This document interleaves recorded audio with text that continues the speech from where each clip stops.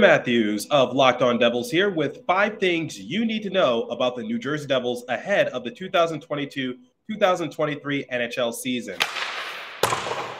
Okay, so thing number one, the goaltending has improved. Now, one of the Achilles heels last season for the New Jersey Devils was goaltending. Their offense was pretty decent, but they couldn't stop anybody. So they had to go through like 7 or so goalies because Mackenzie Blackwood got hurt. Jonathan Bernier got hurt. So we had to bring up Akira Schmidt and Nico Dawes. At one point, we had to go to an emergency backup goalie. We were playing musical chairs in that department. So the name of the game for like the third offseason in a row was get a backup goalie to help out Mackenzie Blackwood because he was on the same trajectory as Coy Schneider, as in he got hurt.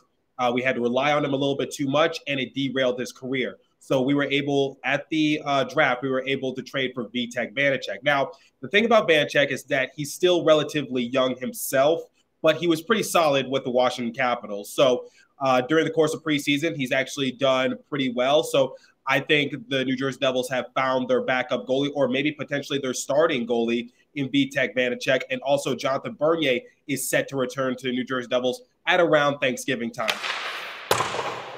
Thing number two, Jack Hughes needs to stay healthy himself, and I am anticipating for him to have a big year. So, but the main thing is he's got to play in more games. So last season for Jack Hughes, he appeared in 49 games. He had 26 goals, 30 assists for a grand total of 56 points. He was on pace to have anywhere from 90 to 100 so points. But unfortunately, like I just said, he got hurt.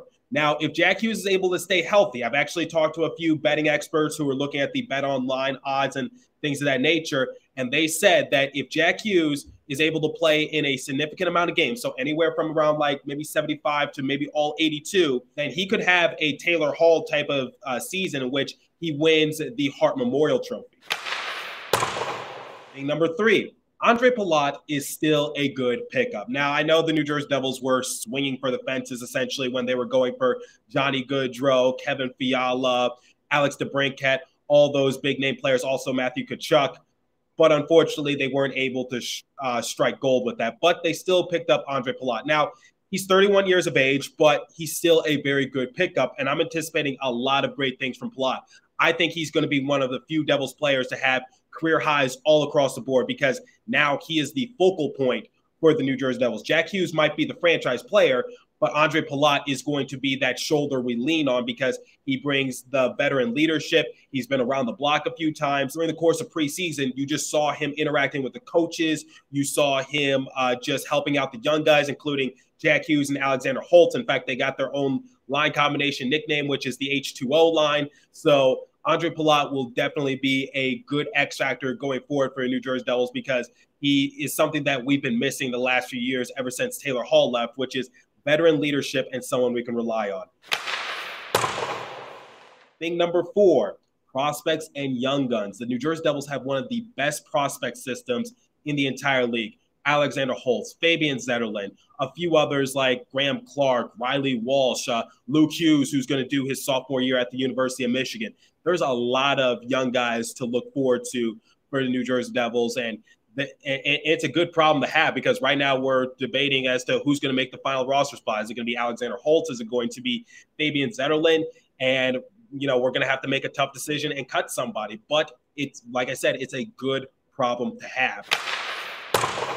Being at number five, and this is probably the biggest one, do not sleep on Jesper Bratt. I'm anticipating an all-star year from the Bratt. Now, here's the thing. There was a little bit of conflict over the course of the offseason. There were rumors and speculation saying that he was going to sign a long-term deal. He even went on a podcast and said that he wants to stay long-term for the New Jersey Devils.